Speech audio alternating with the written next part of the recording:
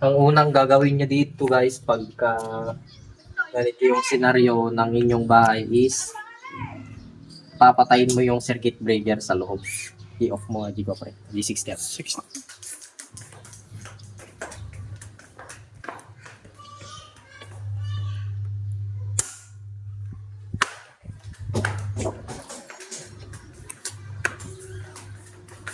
Then, saka nyo galawin dito. Make sure na matatanggal to. Line side.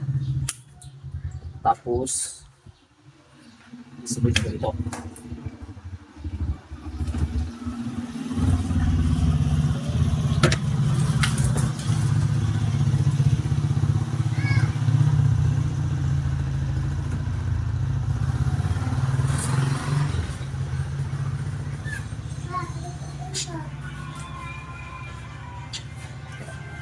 Dito.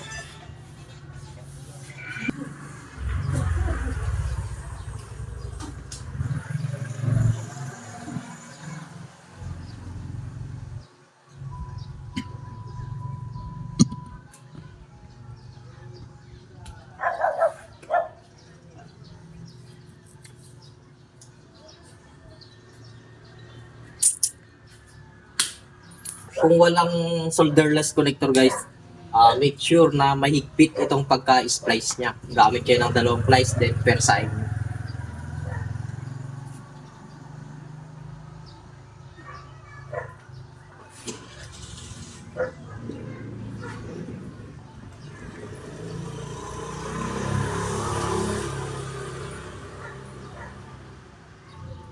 Para iwas loose connection.